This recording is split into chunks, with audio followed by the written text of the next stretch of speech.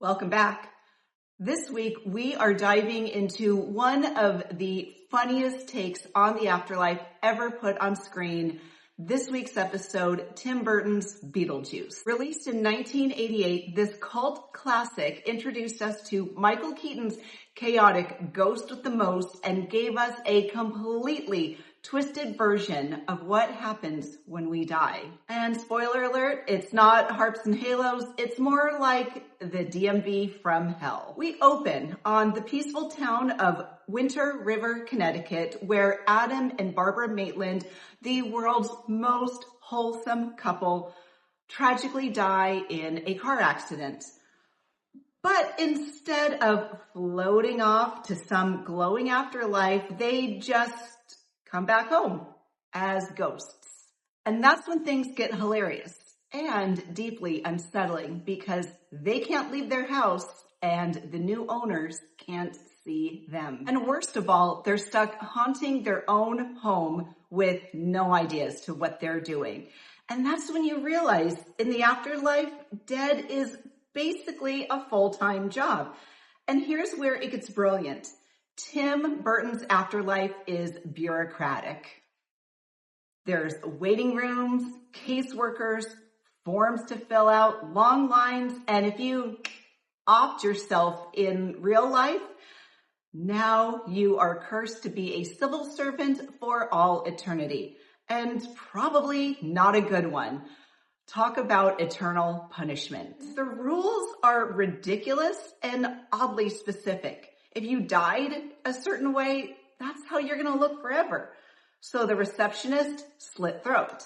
The guy in the hallway, flat as a pancake. He probably got run over by a dump truck. The janitor, toasted.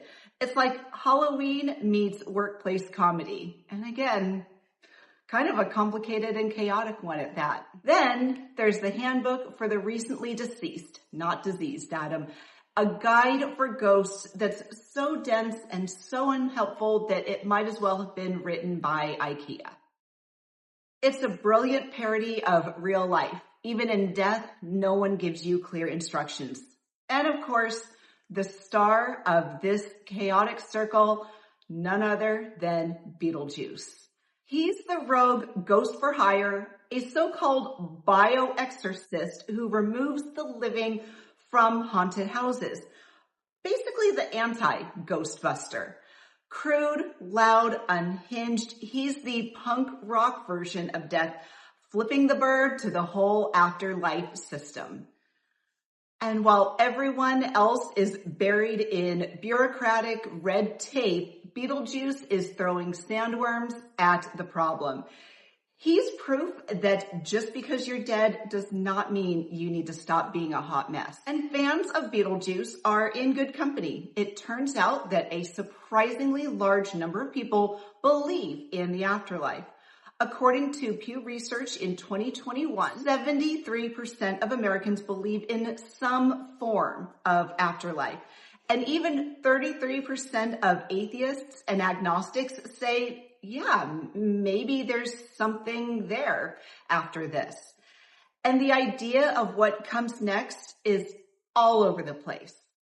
Now, there's the classic Christian dichotomy of heaven and hell. Classic clouds, fire, purgatory. You're basically in limbo with bad music, or you are floating on a cloud playing a harp and you have a bright halo above your head. Now there's reincarnation. You could come back as a monk or a golden retriever with a trust fund. Who knows? Now, ghosts and spirits. There are plenty of people who believe that when you die, if you leave this earth with unfinished business, like unpaid taxes or that one email you never answered or some other event, you're going to stick around as a ghost and just watch the world pass you by. Now there's a belief in the universal consciousness, and this is basically like your soul being uploaded to the cloud, not the heaven clouds, but you know, the Wi-Fi based cloud. It's like a spiritual Dropbox, if you will. Nothing at all, just eternal sleep. No bills, no meetings, just blackness. Honestly, that kind of sounds a little peaceful if you ask me. And of course, simulation theory. And people who subscribe to this belief believe that death is basically just logging out of the matrix, hopefully to a better server. But see, that's one of the reasons we love Beetlejuice. It takes the big scary question of what happens when we die and turns it into something hilariously human. There's no divine judgment, no reincarnation, just rules, office politics, and awkward interactions with other dead people.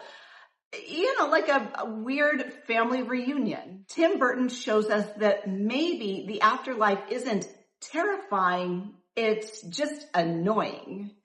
And that's the genius. He takes our fear of death and makes it funny, messy, and somehow comforting. Even if the afterlife is a bureaucratic mess, maybe that just shows that we're all doing just fine. So what do you think happens after we die? Are you team heaven, team reincarnation, or team let me sleep forever? Drop your thoughts in the comments and tell me your favorite Beetlejuice moment while you're at it. And go ahead and hit that subscribe button with a remodeling hammer so you never miss a thing. And until next time, keep it weird, stay safe, and whatever you do, don't say his name 3 times.